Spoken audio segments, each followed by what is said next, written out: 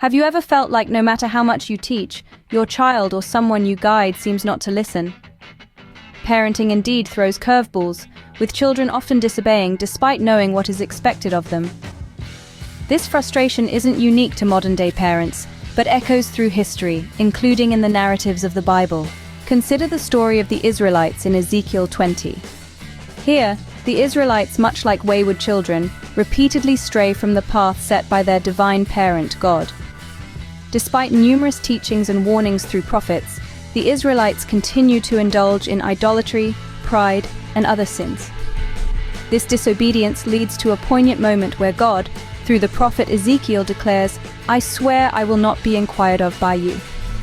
This statement signifies a temporary separation, a divine version of tough love. This scenario might sound familiar. You tell your toddler not to eat with their hands, yet at every meal, they reach for their food with little fingers instead of using a spoon or fork.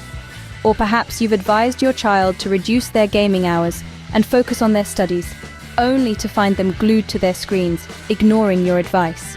The essence of these sins, both in ancient and modern contexts, is disobedience. God's laws were clear. No idols, no arrogance, help the needy, do not commit adultery, do not steal, do not kill.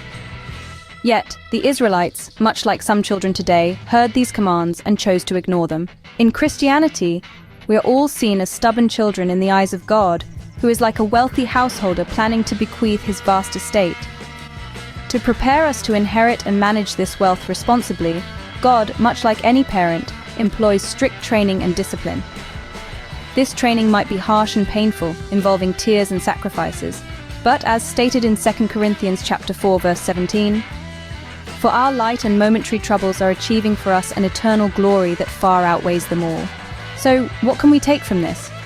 Whether it's the divine guidance given to the Israelites or the daily instructions we give to our children, the challenges of guiding the disobedient are fraught with frustrations, but also opportunities for growth and understanding. The relationship between a parent and child, much like that between God and humanity, involves guidance, disobedience, and ultimately growth through discipline.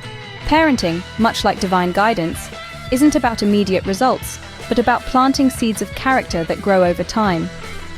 Whether through the biblical narratives or our daily interactions with our children, the lessons remain the same: patience, persistence, and the hope that eventually, the guidance we provide will take root and flourish.